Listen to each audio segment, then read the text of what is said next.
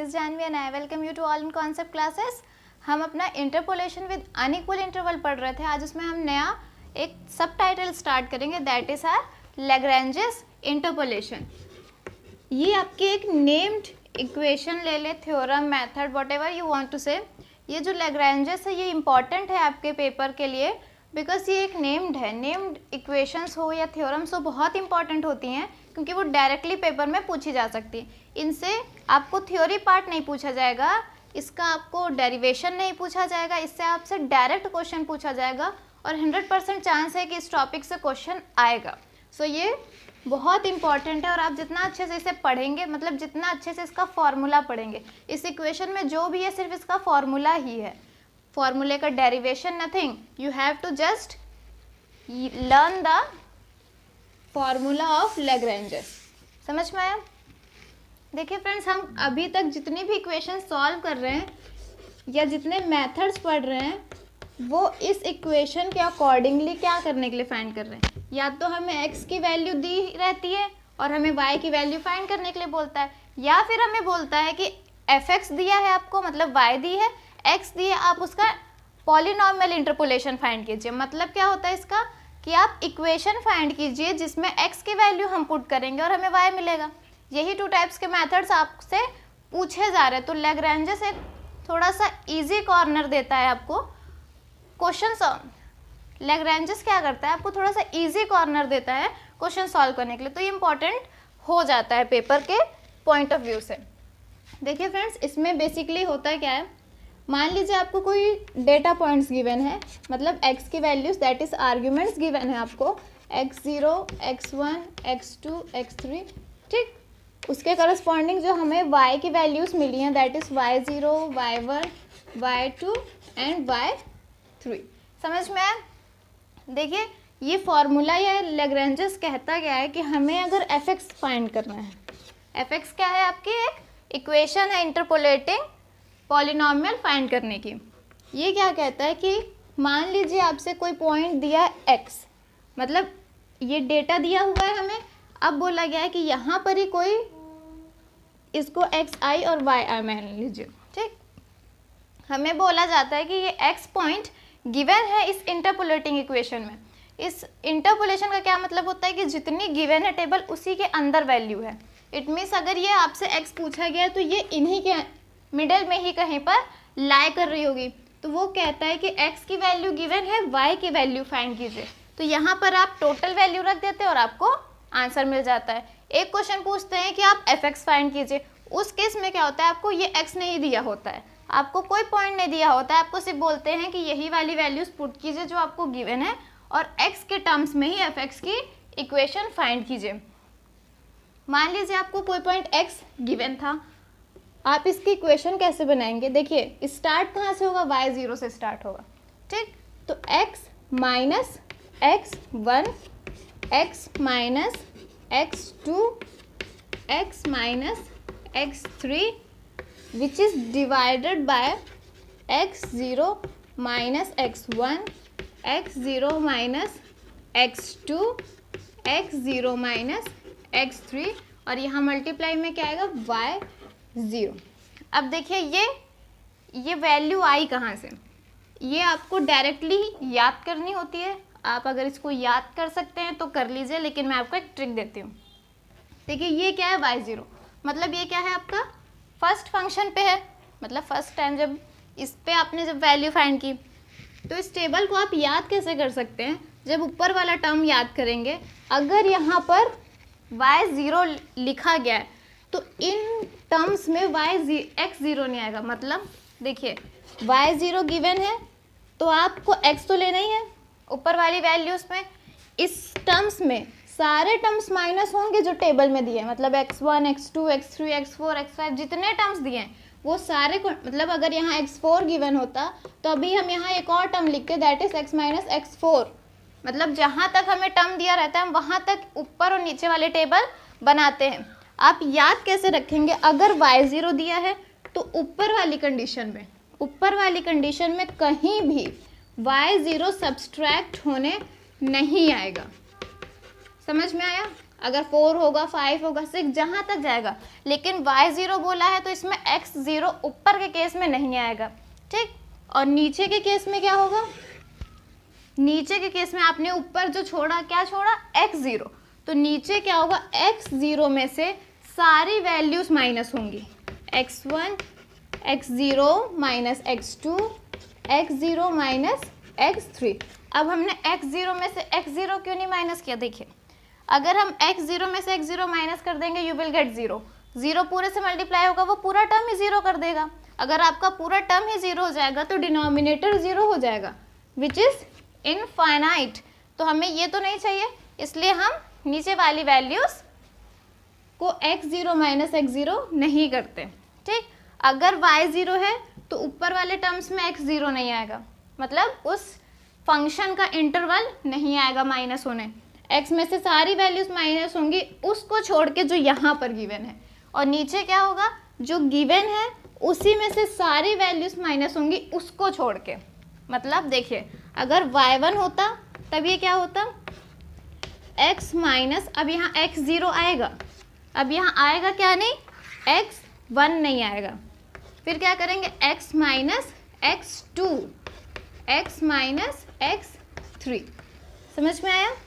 अब ये y1 का इंटरवल क्या है, x1, नीचे के इसमें क्या होगा, x1 में ही आप सबको माइनस करेंगे सिर्फ x1 को छोड़ के। समझ में आया ये कैसे बनती है, आई थिंक आपको ये समझ में आ रहा होगा। y0 मतलब मैंने ये नहीं बताया आपको कि y0 और x1 इसके इक्वल है, ये तो इसके मल्टीप्लाई में ही लिखा जाएगा ये दोनों, लेकिन मैंने आपको बस याद करने का तरीका बताया कि अगर यहाँ पर y0 है तो यहाँ पर ही x0 नहीं होगा माइनस किसमें, x में, और नीचे x0 में ही से ही सारी टर्म्स माइनस होंगे। वेरएस अगर y1 है तो ऊपर y1 का इंटरवल x1 किसी भी x की वैल्यू से माइनस नहीं होगा और नीचे x1 में से ही सारे वैल्यूज माइनस होंगे। सिमिलरली अगर यहाँ पर ही y2 होता तो y0 की जगह y2 होता तो यहाँ क्या होता, x माइन, यहाँ पर ही 1 भी आता, 2 नहीं आता।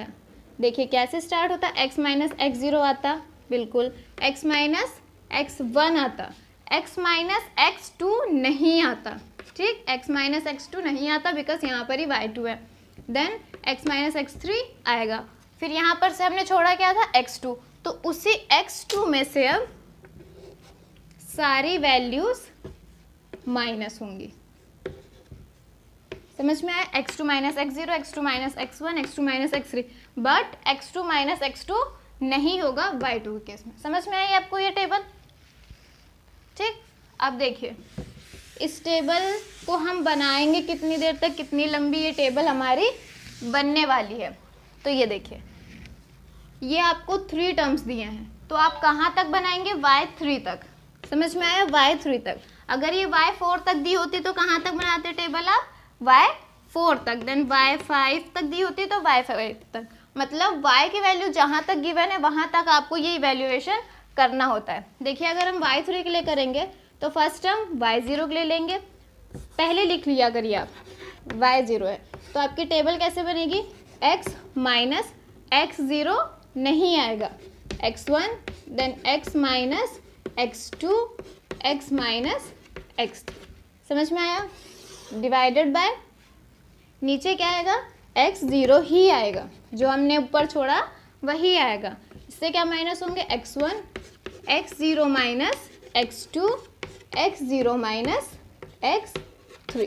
समझ में आ गया आपको, देन प्लस फिर क्या लिखेंगे हम, y1, अब यहाँ पर क्या होगा, x माइनस x0 आएगा, x माइनस x1 नहीं आएगा, x2 आएगा, then x minus x3 which is divided by, हमने ऊपर क्या छोड़ा, x1, सो x1 minus x0, x1 minus x2, x1 minus x3। समझ में आया आपको ये। फिर नेक्स्ट आगे जाएंगे तो y2,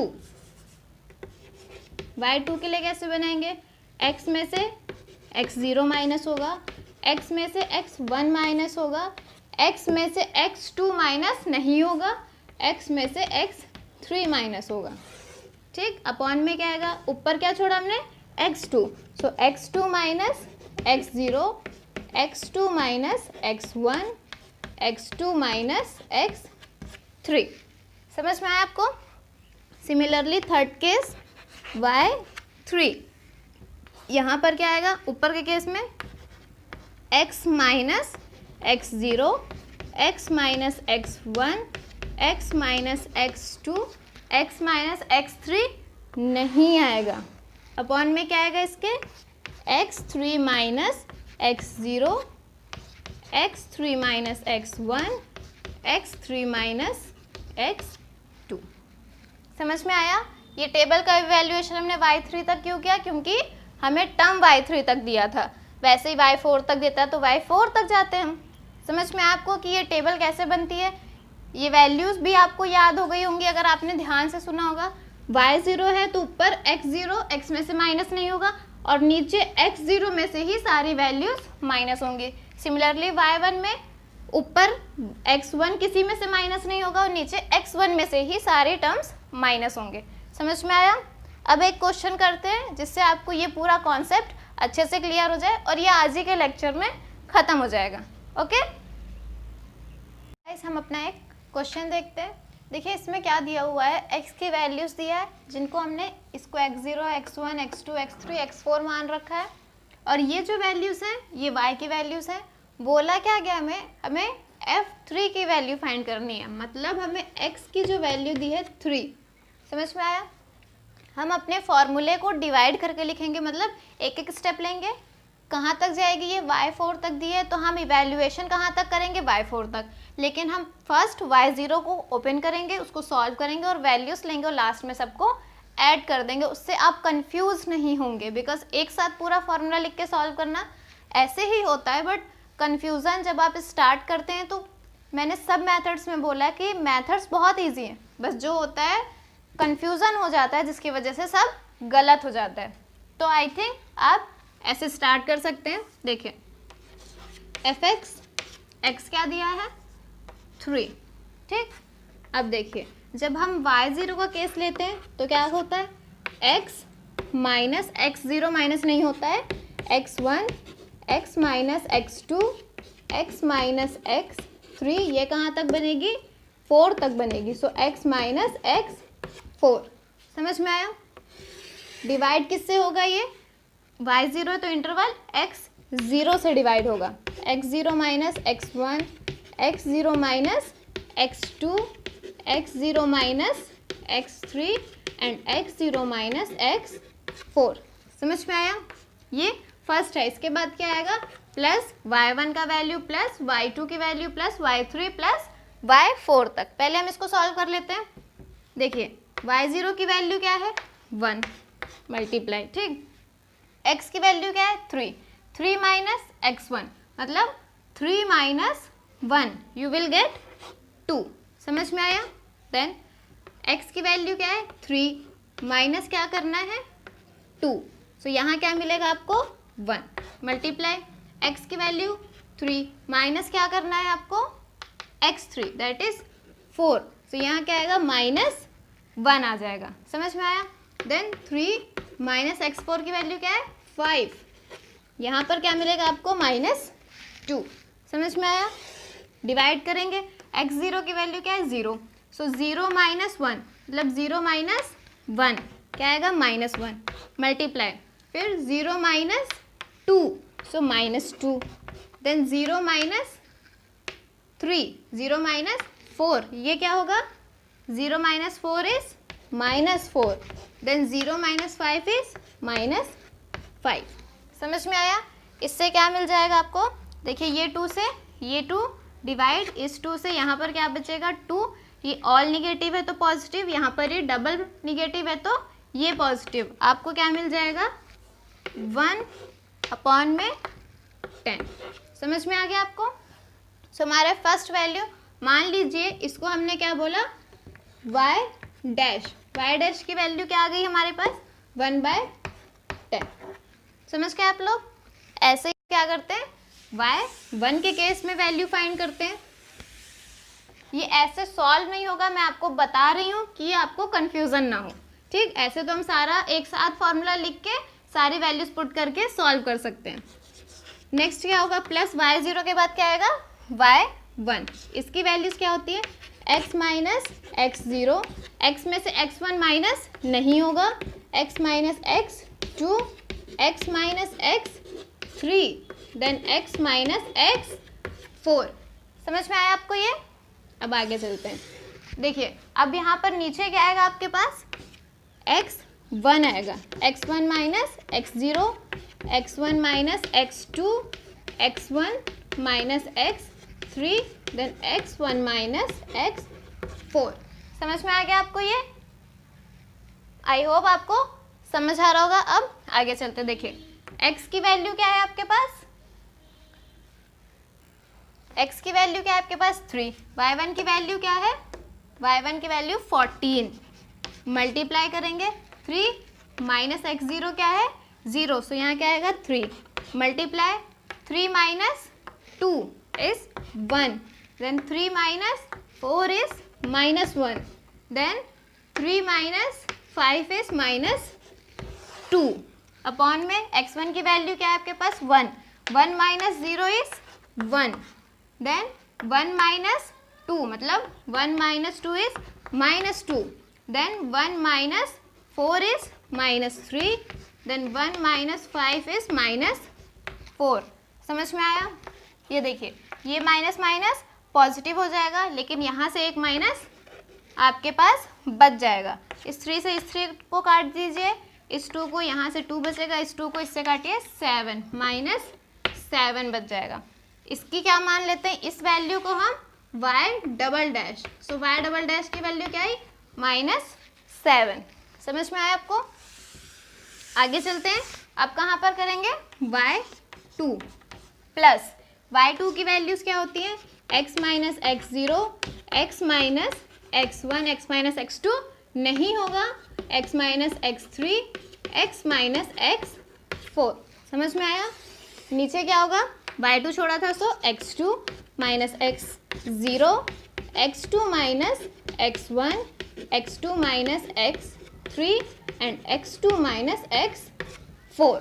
समझ में आया? वैल्यूज पुट करते हैं। y2 की वैल्यू क्या है 15, multiply x minus x0, x की value 3, 3 minus 0 is 3, then 3 minus 1 is 2, 3 minus 4 is -1, then 3 minus 5 is -2, upon में x2 की वैल्यू क्या है 2, 2 minus 0 is 2, 2 minus 1 is 1, 2 minus 4 is -2, 2 minus 5 is -3। समझ में आया? ये दोनों माइनस माइनस पॉजिटिव, ये दोनों माइनस माइनस पॉजिटिव, इस 3 से ये 3 कट, ये 2 से ये 2, ये 2 से ये 2, आपके पास क्या बच गया 15। समझ में आया आपको? क्या बच गया आपके पास सर 15। ये इसको मान लेते हैं y ट्रिपल डैश, ये क्या है आपके पास 15। समझ में आ गया आपको? ये सब लास्ट में वैल्यूज क्या होंगी ऐड। अब क्या करते हैं y3 पे मूव करते हैं, सो y3 की वैल्यू क्या होगी, देखिए y3 के केस में, सॉरी ये plus x minus x0, x minus x1, x minus x2, x minus x3 नहीं आएगा, सो x माइनस x4। समझ में आया? डिवाइड किससे करेंगे, y3 था सो x3 से, minus x0, x3 minus x1, x3 minus x2, x3 minus x4। समझ में आया? देन y3 की वैल्यू क्या आपके पास 5, मल्टीप्लाई x की value 3, 3 minus 0 is 3, 3 minus 1 is 2, 3 minus 2 is 1, 3 minus 4, 4 मतलब 5, 3 माइनस 5 इज -2, अपॉन में क्या आएगा इसके x3 की वैल्यू क्या है आपके पास 4, 4 minus 0 4, 4 minus 1 3, 4 minus 2, 4 minus 2 is 2, then 4 minus 5 is -1। समझ में आया? ये माइनस क्या हो जाएंगे, कैंसल आउट हो जाएंगे। ये 3 से 3 कट, ये 2 से ये वाला 2 कट, ये 2 से यहाँ पर 2, सो यहाँ पर क्या बचेगा 5/2। समझ में आया आपको? तो हमारे पास y4 की वैल्यू क्या आ गई आपके पास 5/2। ये पूरी वैल्यू को हम y4 या y1 मान रहे हैं, सिर्फ इसको नहीं, ये पूरी वैल्यू क्या है y4, y की पावर 4। ठीक, कंफ्यूज नहीं होंगे बिल्कुल भी। देन प्लस लास्ट वैल्यू क्या होगी हमारी y4। यहाँ पर ही क्या होगा x minus x0, x minus x1, x minus x2, x minus x3, x minus x4 नहीं आएगा। फिर क्या और छोड़ा हमने x4, सो x4 minus x0, x4 minus x1, x4 minus x2, x4 minus x3। समझ में आया? देखिए y4 की वैल्यू क्या है आपके पास 6 मल्टीप्लाई 3 है x की value, so 3 minus 0 is 3, 3 minus 1 is 2, 3 minus 2 is 1, फिर 3 minus 4 is -1। All right, x4 की वैल्यू क्या है आपके पास 5, 5 minus 0 5, 5 minus 1 4, 5 minus 2 3, 5 minus last value क्या है 5 माइनस 4 इज 1। समझ में आया? यहाँ पर देखिए एक ही निगेटिव है तो वैल्यू क्या आएगी निगेटिव में आएगी। फिर ये 3 से 3 कट, 2 से यहाँ पर 2, सो क्या आ जाएगा आपके पास -6/10। समझ में आ गया आपको? आपको y टू द पावर 5 क्या मिल गई -6/10। समझ में आया? अब क्या करेंगे, इसको सबको ऐड। कौन कौन सी वैल्यू है y1, y2, y3, y4 and y5 put करते हैं वैल्यूज। किसके लिए है ये fx के लिए है, किस पॉइंट पे 3, y डैश की वैल्यू 1/10, देन -7 प्लस 15 प्लस 5/2 -6/10। इसका आंसर क्या आएगा फ्रेंड्स आपके पास ओनली 10, मतलब f3। x की वैल्यू 3, y की वैल्यू क्या आ गई आपके पास 10। इस इंटरवल में 0.3 पर x की वैल्यू y की वैल्यू क्या होगी 10, मतलब अगर 3 यहाँ है तो यहाँ की वैल्यू क्या होगी 10। समझ में आया आपको? कैसे सॉल्व करते हैं क्वेश्चंस, कैसे वैल्यूज पुट करते हैं, जाते ज़्यादा बड़ा लेंथी नहीं होता है, बस आपको क्या करना रहता है वैल्यूज पे ध्यान दे के चलना होता है कि कहीं कोई वैल्यूज गलत ना हो जाए। समझ में आया? ये आज का लेक्चर था लैग्रेंजेस। आपको आई थिंक समझ में आया होगा, इसको 2-3 बार देख लीजिए, अच्छे से क्लियर हो जाएगा। सो हम नेक्स्ट लेक्चर में मिलेंगे आपसे नेक्स्ट टॉपिक। तब तक के लिए प्रैक्टिस कीजिए एंड बहुत सारी प्रैक्टिस कीजिए जिससे ये आपको आ जाए। Till that thank you and bye bye.